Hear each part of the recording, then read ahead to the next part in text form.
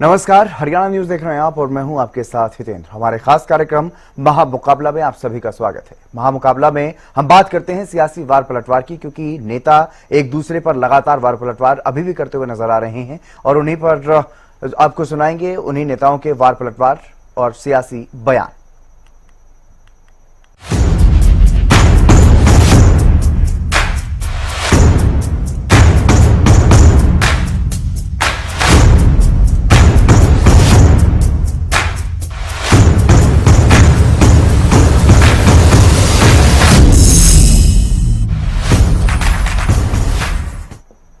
सबसे पहले बात करेंगे प्रधानमंत्री नरेंद्र मोदी की। आखिरी चरण के लिए चुनाव प्रचार करने के लिए बालासोर पहुंचे। इस दौरान पीएम मोदी ने यह कहा कि उड़ीसा सिर्फ इसलिए गरीब है क्योंकि इसे पहले कांग्रेस के नेताओं ने लूटा, फिर 25 साल बीजेडी के नेता लूट रहे हैं। उड़ीसा में पहले जो इंडस्ट्री लगी हुई थी वो भी बंद हो गई है, सड़कें नहीं बनी, रेल पोर्ट कनेक्टिविटी नहीं बनी। जो काम हुए हैं उनमें से ज्यादा काम बीते 10 साल में भाजपा सरकार ने किए हैं और बीजेपी के किए कामों के गिनाते हुए ये नजर आए हैं। उड़ीसा सिर्फ इसलिए गरीब है क्योंकि इसको पहले कांग्रेस के नेताओं ने लूटा और फिर 25 साल बीजेडी के नेता लूट रहे हैं। भाइयों और बहनों, उड़ीसा में अरे नई इंडस्ट्री तो छोड़िए, पहले जो यहां इंडस्ट्री लगी थी वो भी बंद हो गई। सालों साल यहां सड़कें नहीं बनी, रेल कनेक्टिविटी, पोर्ट कनेक्टिविटी बन ही नहीं पाई। जो काम हुए हैं उनमें से ज्यादा काम बीते 10 साल में भाजपा सरकार ने किए हैं।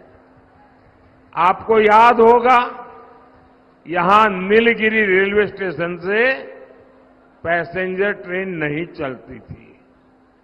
तो ये हमारे भाइयों और बहनों, 10 साल पहले लोगों को लगता था कि घोटालों को रोकना असंभव था। 10 साल में बिना घोटाले की सरकार मोदी ने चला करके दिखाई है। 10 साल पहले लगता था कि आतंकवाद नहीं थामा जा सकता। हमने देश के बड़े शहरों को बम धमाकों से मुक्त करके दिखाया है।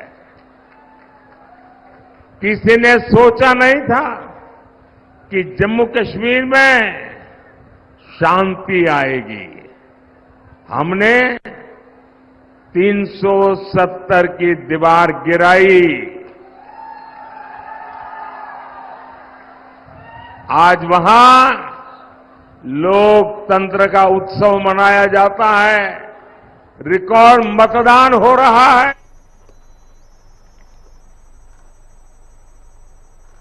यूपी के बलिया में केंद्रीय गृह मंत्री अमित शाह ने जनसभा को संबोधित करते हुए कहा कि बीजेपी ने पूर्वांचल को मच्छर और माफिया दोनों से ही मुक्त कराने का काम बीजेपी सरकार ने किया है। एक जमाने में उत्तर प्रदेश में देसी कट्टे बनते थे, आज उत्तर प्रदेश में ब्रह्मोस मिसाइल बन रही है, तोप के गोले बन रहे हैं। अगर युद्ध की नौबत आई तो यूपी में बना तोप का गोला पाकिस्तान को सीधा करने का काम करेगा। बूचड़खाने की जगह गौशाला बनाने का काम बीजेपी ने किया है, ये बात भी उन्होंने वहां पर कही है। आपने 2017 में भाजपा सरकार बनाई, मोदी जी ने योगी जी को मुख्यमंत्री बनाया और योगी जी ने माफियाओं को उल्टा लटका कर सीधा करने का काम योगी आदित्यनाथ। अब कोई माफिया की हिम्मत नहीं है कि गरीबों की भूमि को कब्जा पाए, किसी की हिम्मत नहीं है। भाइयों बहनों, भारतीय जनता पार्टी ने पूर्वांचल को मच्छर और माफिया दोनों से मुक्त कराने का काम भारतीय जनता पार्टी ने किया। एक जमाने में ये उत्तर प्रदेश में देसी कट्टे बनते थे, देसी कट्टे। आज उत्तर प्रदेश में ब्रह्मोस मिसाइल बन रही है, तोप के गोले बन रहे हैं। अगर युद्ध की नौबत आई तो यूपी में बना तोप का गोला पाकिस्तान को सीधा करने का काम। एक जमाने में यहां वाहन चोरी की इंडस्ट्री चलती थी, आज वाहन बनाने का काम चल रहा है। कट्टे की जगह डिफेंस कॉरिडोर बना है और बूचड़ खानों की जगह गौशाला बनने का काम भारतीय जनता पार्टी ने किया। 7वें चरण के लिए चुनाव प्रचार जोरों शोरों से चल रहा है। आज बालासोर में खड़गे ने चुनाव प्रचार किया और बीजेपी पर निशाना साधा। इसी तरह से राहुल गांधी 30 मई को पहुंचेंगे और बालासोर जिले के सिमुलिया के सनमहितपुर में एक बैठक में भाग लेंगे। राहुल का दौरा भी काफी महत्वपूर्ण माना जा रहा है क्योंकि इससे भद्रक, बालासोर लोकसभा क्षेत्रों और अन्य विधानसभा सीटों पर कांग्रेस उम्मीदवारों के प्रदर्शन पर असर पड़ने की संभावनाएं हैं। बीजेपी के नेता लोग नवीन पटनायक का मजाक उड़ा रहे। आप देखें ना, पेपर में पढ़े होंगे, टीवी में देखे होंगे, जो लोग पहले नवीन पटनायक की बहुत तारीफ करते थे, वही लोग आज नवीन पटनायक का मजाक उड़ा रहे हैं। यह अपमान है ओडिशा का, यह अपमान है लोगों का। इसका जिम्मेदार कौन है? नवीन पटनायक और मोदी जी है। क्या आपको यहां बुलाकर ओडिशा का अपमान करने के लिए बुलाए? मैं यह कहूंगा, अभी वो पेट्रोल बंद होगा जब उनकी गाड़ी भी बंद होगी, और इस बार वो अधिकार में आने वाले नहीं हैं। इसीलिए गड़बड़ कर रहे, बहुत कुछ कुछ बोल रहे हैं। सब बात कांग्रेस को गालियां देते हैं, राहुल गांधी को गालियां देते हैं, हमको गालियां देते हैं। एक तरफ सोनिया गांधी, जवाहरलाल नेहरू, इंदिरा गांधी, ओडिशा को चाहने वाले लोग, एक तरफ मोदी जी जैसे लोग ओडिशा को बदनाम करने वाले द्वेष। तो वहीं बीजेपी के राष्ट्रीय अध्यक्ष जेपी नड्डा लगातार 2 दिनों से चुनाव प्रचार कर रहे हैं और जेपी नड्डा हिमाचल में भी जनसभा करते हुए नजर आए। इस दौरान उन्होंने यह कहा कि हिमाचल प्रदेश के विधानसभा चुनाव में 2 भाई बहन आए थे और खुद को यहां के बेटे और बेटी बताते थे। जब त्रासदी आई तो दोनों में कोई नहीं आया। उसके बाद जेपी नड्डा झारखंड में भी रैली करते हुए नजर आए और कहा कि घमंडिया गठबंधन के भ्रष्टाचार, तुष्टीकरण, परिवारवाद और अराजकता से त्रस्त झारखंड की जनता ये जान गई है कि झारखंड को बीजेपी ने बनाया है, बीजेपी ही संवारेगी और आज हर प्रदेशवासी अब की बार 400 पार के लक्ष्य प्राप्ति हेतु कटिबद्ध है। मैं ही 3 बार आया। वो लोग जो बोलते थे यहां मेरा घर है, यहां की मैं रहने वाली हूं, इलेक्शन में वोट वाट मांग के चले गए, न भाई आया न बहन आई। आप समझ गए होंगे मैं किसको कह रहा हूं। वैसे बोलते हैं मेरा वहां मशोबरा के पास घर है, फलानी जगह घर है, मैं तो यहीं की हूं, मैं तो बेटी हूं, जहां जाओ कहीं की बेटी बन जाओ, कहीं की कुछ बन जाओ। जब वक्त आया तो कोई नहीं आया। मैं 4 बार आया और जब आया तो मोदी जी का आशीर्वाद लेकर के आया। जब आया 200 करोड़, 300 करोड़, 600 करोड़ दिया और कुल मिलाकर के त्रासदी में 3200 करोड़ रुपए दिए। 3200 करोड़, 1782 करोड़ रुपए दिए पहले बार, और उसके बाद हम लोगों ने 11,000 घर के लिए अलग से पैसे दिए और ग्रामीण सड़क बनाने के लिए अलग से पैसे दिए 2,500 करोड़ रुपए। लेकिन मुझे दुख के साथ कहना पड़ता है, अभी मैं ननखड़ी गया था, मुझे पता ही नहीं चला कि सड़क में गड्ढा है या गड्ढे में सड़क है, कोई पता नहीं चला। मैंने कहा ये रामपुर का हाल है, ये ननखड़ी का हाल है, कि पीडब्ल्यूडी मिनिस्टर का हाल है? ये क्या बना दिया है देश को, क्या प्रदेश का हाल बना दिया है? बंदरबाट की बंदरबाट। ये भी सरकार ज्यादा दिन नहीं चलने वाली है, एक एक का पैसे का हिसाब लूंगा, 3200 करोड़ रुपए का हिसाब लूंगा, 3200 करोड़ रुपए का हिसाब लूंगा। 11,000 घर बनने थे, ग्रामीण सड़कें बननी थी, कोई सड़क नहीं, कोई कुछ नहीं। बोलो ऐसी सरकार चाहिए क्या? अगर ऐसी सरकार नहीं चाहिए तो 1 तारीख को आपका पहला आशीर्वाद चाहिए और बहुत जल्द मैं दूसरा आशीर्वाद लेने भी।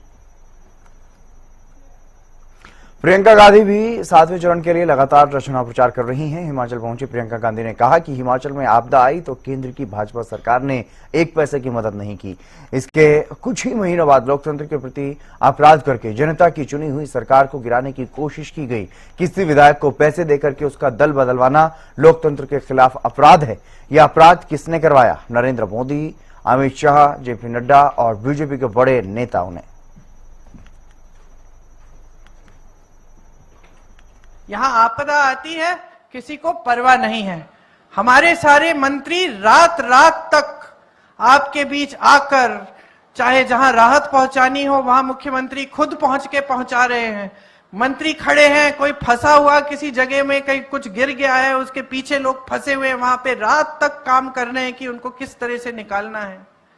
राहत का सारा काम प्रदेश सरकार कर रही है, क्योंकि 1 पैसा केंद्र की सरकार नहीं दे रही है। ये आपदा की बात है। उसके बाद, आपदा के एकदम बाद, कुछ ही महीनों बाद आपकी चुनी हुई सरकार को गिराने की पूरी कोशिश होती है। कैसे? लोकतंत्र के प्रति अपराध करके। क्योंकि जब किसी विधायक को आप पैसे देकर उसका दल बदलवाते हैं तो ये लोकतंत्र के खिलाफ अपराध है। अपराध कौन करा रहा है? प्रधानमंत्री जी, अमित शाह जी, और यहां के आपके बड़े बड़े हिमाचली जो नेता हैं भाजपा के, नड्डा जी, यहां के आपके जो सांसद हैं अनुराग जी, ये सब करा रहे हैं। चोरों की तरह विधायकों को बीच रात में जीप से चंडीगढ़ ले जा रहे हैं, कोई हेलीकॉप्टर से जा रहा है, कहीं पे सारी फोर्स लगा रहे हैं कि कोई इनसे बात भी ना कर पाए, क्योंकि इनको हम चोरी करके ले जा रहे हैं। और ये सब देश की आंखों के सामने हो रहा है, हिमाचल की जनता के आंखों के सामने। आपने एक सरकार चुनी, चुनाव हुआ, लोकतंत्र के तहत आपने चुनी सरकार, एक ईमानदार सच्ची सरकार आई, जो आपको वादे किए उनको पूरी करने की पूरी कोशिश हो रही है। और ये लोग आते हैं और धन बल के आधार पर पैसा खिला खिला कर आपकी सरकार को गिराने की कोशिश करते हैं। आपके आंखों के सामने टीवी वाले, जितने भी बड़े बड़े चैनल हैं, जो आज सब बड़े बड़े खरबपतियों के हैं, वो वाह वाह कर रहे हैं। वो कह रहे हैं वाह वाह, मोदी जी हैं तो मुमकिन है। लेकिन अपराध हो रहा है आपकी आंखों के सामने, और वो भी आपके वोट के अधिकार के साथ। तो कल क्या होगा बहनों और भाइयों? ये अधिकार। राहुल गांधी लुधियाना में जनसभा करते हुए नजर आए। इस दौरान राहुल गांधी ने मोदी सरकार पर निशाना साधा है। क्या कुछ कहा उन्होंने, वो आपको सुनवाते हैं।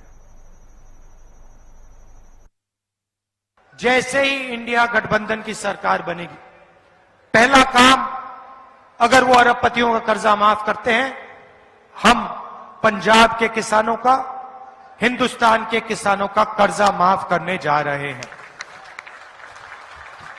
और भाइयों बहनों किसानों, हम एक बार नहीं माफ करेंगे। हम सरकार में एक आयोग बनाएंगे, उसका नाम होगा किसान कर्जा माफी आयोग। और जब भी किसानों को कर्जा माफी की जरूरत होगी, वो आयोग सरकार को रिप्रेजेंट करेगा, सरकार को बताएगा और हम कर्जा माफ करेंगे। एक बार अगर एक बार जरूरत पड़ी, 2 बार अगर 2 बार पड़ी, 3 बार अगर 3 बार पड़ी, हमें कोई फर्क नहीं पड़ता। किसान देश की रीढ़ की हड्डी है, उसका प्रोटेक्शन होना चाहिए, उसकी रक्षा होनी चाहिए। हम किसान का कर्जा माफी करके आपको देंगे। दूसरा काम, नरेंद्र मोदी जी ने साफ कहा कि किसानों को कानूनी एमएसपी नहीं दी जा सकती है। भाइयों और बहनों, चुनाव के बाद 4 जून को इंडिया गठबंधन की सरकार आएगी और हम किसानों को पहली बार गारंटी करके कानूनी मिनिमम सपोर्ट प्राइस देने जा रहे हैं। दिल्ली के मुख्यमंत्री अरविंद केजरीवाल भी लुधियाना पहुंचे। वहां उन्होंने जनसभा को संबोधित किया और इस दौरान उन्होंने कहा कि मैं अमित शाह जी से कहना चाहता हूं कि पंजाबियों का दिल बहुत बड़ा होता है, प्यार से मांगते तो एक आधी सीट दे भी देते, लेकिन ये धमकी नहीं चलेगी, पंजाबियों के सामने ये गुंडागर्दी नहीं चलेगी। जैसे आपने 117 में से 92 सीट दी थी, आप पता है केंद्र के अंदर आज जो सरकार बैठी है कितनी गुंडागर्दी मचा रखी है इन लोगों ने। जिसकी मर्जी सरकार तोड़ देते हैं, जिसकी मर्जी सरकार तोड़ देते हैं। अभी 2 दिन पहले अमित शाह जी आए थे लुधियाना, धमकी दे के गए हैं। सुना आप लोगों ने, देखा वीडियो अमित शाह जी? पता है आप लोगों को, किस किस को पता है अमित शाह जी क्या बोल के गए थे? लुधियाना में धमकी दे के गए हैं 4 जून के बाद पंजाबियों, जो सरकार आप लोगों ने चुन के पंजाब में बनाई है, 4 जून के बाद उस सरकार को खत्म कर देंगे, भगवंत मान को, आपके मुख्यमंत्री को हटा देंगे। ये तो गुंडागर्दी है यार। ये मतलब आज तक कभी किसी गृह मंत्री को देखा खुलेआम किसी राज्य के अंदर जाके देश का गृह मंत्री गुंडों वाली बात कर रहा है कि 4 जून के बाद मैं तुम्हारी सरकार गिरा दूंगा? अरे कैसे गिरा देगा यार? 117 में से 92 सीट दी है। ये तो शुक्र है आप लोगों का, शुक्र है वाहेगुरु जी का कि 117 में से 92 सीट दी। 117 में से 60 सीट दी होती, अभी तक गिराई दी होती इन लोगों ने। आपने 92 सीट दी, फिर भी इनकी इतनी हिम्मत हो गई आके धमकी देके जाने की।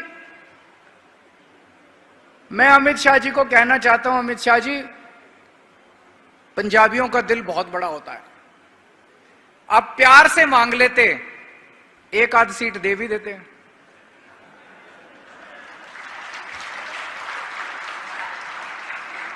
ये धमकी नहीं चलेगी पंजाबियों के सामने।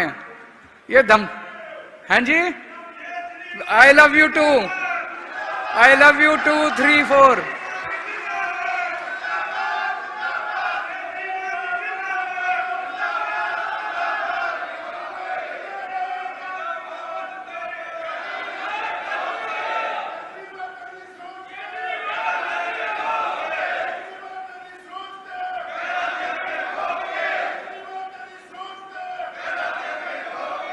तो ये गुंडागर्दी नहीं चलेगी पंजाबियों के सामने। तुमने चैलेंज किया है पंजाबियों को, 3 करोड़ पंजाबियों। अब देखना 1 तारीख को तुम्हारा क्या हाल करते हैं पंजाब के 3 करोड़ पंजाब। और इसी सियासी वार पलटवार के बीच एक बड़ी खबर की ओर रुख कर लेते हैं। ये बड़ी खबर आपको बता दें, राज्यसभा सांसद सुभाष बराला का बड़ा बयान सामने आया है।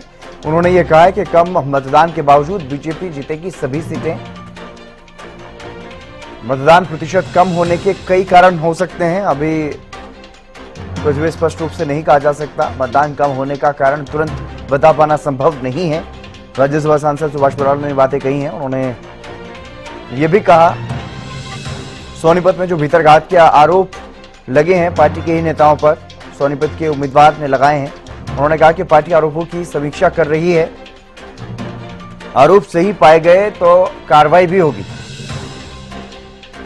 सोनीपत बीजेपी प्रत्याशी ने भीतरघात का आरोप लगाया है।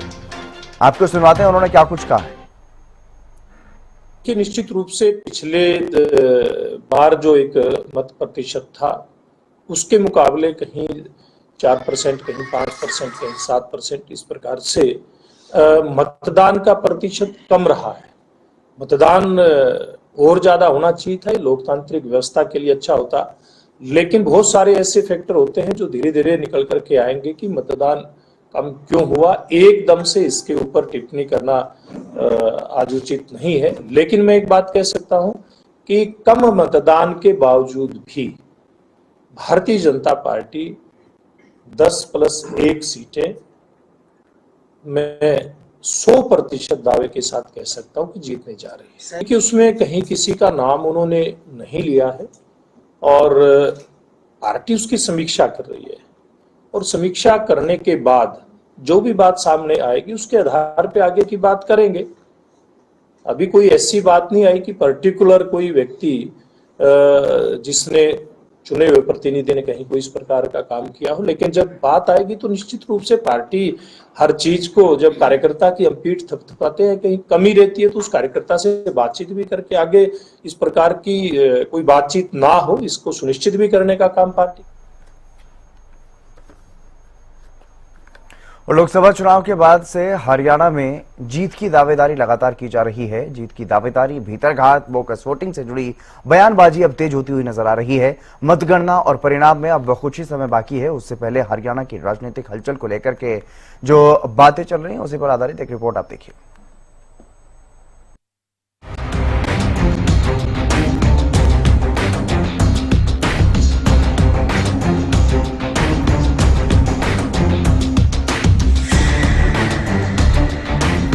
छठे चरण में हरियाणा में सभी 10 लोकसभा सीटों पर मतदान हो चुका है। मतदान के बाद सभी दलों की ओर से जीत का दम भरा जा रहा है। बीजेपी और कांग्रेस दोनों ही दल क्लीन स्वीप का दम भर रहे हैं। दोनों एक दूसरे की हार की भविष्यवाणी भी कर रहे हैं। भारतीय जनता पार्टी, मैंने कहा है कि मोदी जी के प्रति जो देश और प्रदेश के लोगों का श्रद्धा का भाव है, लोगों ने एक तरफा वोट वो नरेंद्र मोदी जी को दिया है और 4 जून को जब रिजल्ट आएंगे तो 11 कमल के फूल बड़े मैंडेट के साथ वो खिल करके नरेंद्र मोदी जी को तीसरी बार प्रधानमंत्री बनाने का काम करेंगे। जो रुझान मिल रहे हैं, जिस प्रकार से रुझान हुआ है, उस पर कांग्रेस के प्रति एक लहर चली हुई दिखाई दी है और कांग्रेस की जीत निश्चित है। देखिए, जब लहर चलती है किसी पार्टी के हक में तो क्लीन स्वीप हो जाती है। वहीं पूर्व मुख्यमंत्री मनोहर लाल बोगस वोटिंग को लेकर बयान देते हुए नजर आए। बोगस वोटिंग का आरोप लगाया है आपने, लेकिन प्रशासन तो आपका ही। देखिए, कुछ जगह की शिकायतें आई हैं और उसमें प्रशासन के लोगों की भी शिकायतें हमको मिली हैं। तो जो शिकायतें मिली हैं उसमें अगर वो सिद्ध होती है तो निश्चित रूप से इसकी कार्रवाई की जाएगी, क्योंकि प्रशासन में भी कुछ न कुछ ऐसी काली बैठें जरूर होती हैं। उसको मौके पर कई बार नहीं पता लगता, देर से पता लगता है, बाद में रिपोर्ट आती है। तो हम 6 तारीख के बाद उन सब के संज्ञान लेने वाले। साथ ही चुनाव के बाद दलों के भीतरघात को लेकर भी बयान आने शुरू हो चुके हैं। सोनीपत से बीजेपी उम्मीदवार मोहनलाल बड़ोली अपनी पार्टी के सांसद, विधायक और पदाधिकारियों पर कांग्रेस के साथ मिले होने के आरोप लगाते दिखे, तो वहीं करनाल उपचुनाव के कांग्रेस उम्मीदवार तरलोचन सिंह भी पार्टी के अंदर काले भेड़िए होने और आने वाले समय में हाईकमान की ओर से उन पर कार्रवाई किए जाने की बात कह चुके हैं। कुछ पार्टी के नेताओं ने जो पार्टी के खिलाफ काम किया है, उन्होंने पार्टी के साथ धोखा किया है। समय पे उनके ऊपर एक्शन भी होगा और समय पे उनको उसका भुगतान भी करना पड़ेगा, खामियाजा भी उठाना। जिन लोगों की ऑडियो वीडियो सामने आई है वो मेरे पास अभी मैंने देखी नहीं है, लेकिन मैंने जरूर सुना है पत्रकारों के माध्यम से। कार्यकर्ताओं ने भी अपने फोन में मेरे को सुनाई है 1-2 वीडियो, और जिस प्रकार से उन्होंने कांग्रेस पार्टी के लिए सीधा काम किया है और कांग्रेस पार्टी के कार्यकर्ता के रूप में उन्होंने काम किया है, ना कि भाजपा के। सर, कोई विधायक है, पूर्व विधायक है या फिर कोई पदाधिकारी है पार्टी के? पार्टी के पदाधिकारी भी हैं, विधायक भी हैं, सांसद भी हैं, सब तरह के लोग हैं। हर पार्टी में काले भेड़िए होते हैं। बड़े नेताओं को उनकी पहचान करके जो सिर्फ अपने लिए वोट मांग सकते, दूसरे के लिए नहीं मांग सकते, उनके खिलाफ कार्रवाई करनी चाहिए। आपके साथ भी ऐसा हुआ सर इस बारी? हाँ, थोड़ा बहुत होता रहता है। 4 तारीख के बाद उसका खुलासा होगा। 4 तारीख को आप बताएंगे कौन है वो? 4 के बाद। आपके चुनाव प्रचार बढ़िया रहा, आपने खूब बड़ी मेहनत करी, कई किलोमीटर आप सवेरे निकल जाते थे, लेकिन कई लीडर नहीं आए आपके साथ सहयोग में। जिस तरह का सहयोग आपको मिलता तो काफ़ी बदलाव हो सकता था। आप मानते हैं? जो नहीं आए उनको भी खुद सोचना चाहिए। वो ये तो चाहते हैं सरकार हमारी बने, लेकिन फलाना MLA नहीं बनना चाहिए, ये सोचने वाले स्वार्थी लोग होते हैं। जाहिर है चुनाव के बाद काउंटिंग का काउंटडाउन शुरू हो चुका है। दलों की जीत की दावेदारियां हैं तो वहीं भीतरघात भी सामने आने लगा है। लिहाजा देखना यह है जनता ने इस बार किन मुद्दों को गंभीरता से लेते हुए किसे चुनने का फैसला लिया है। News desk, Haryana news. चलिए, इस बुलेटिन में फिलहाल बस इतना ही। आप देखते रहिए हरियाणा न्यूज।